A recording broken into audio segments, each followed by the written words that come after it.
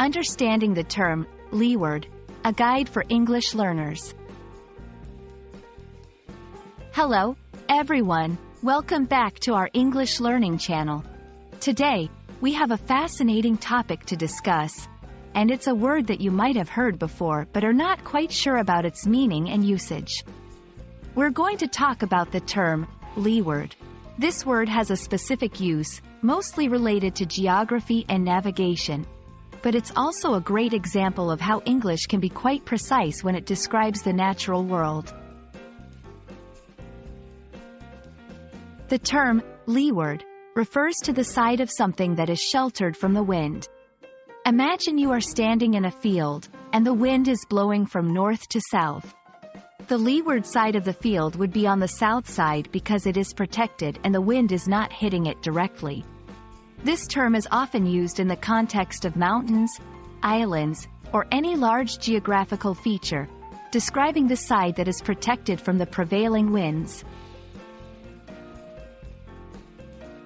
Now that we know what leeward means, let's see how we can use it in a sentence. Here are a few examples. 1. The village is located on the leeward side of the mountain, which protects it from harsh winds. 2. Plants on the leeward side of the hill grow better because they are not exposed to strong winds. 3. The leeward side of the island is calmer, with fewer waves hitting the shore.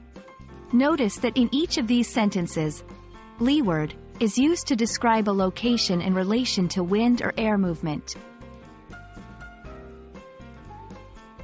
To fully understand leeward, it's also important to know its opposite, windward. While leeward refers to the side sheltered from the wind, windward refers to the side facing the wind or exposed to it. So, in the example of the field we used earlier, the north side would be the windward side because it's facing the wind.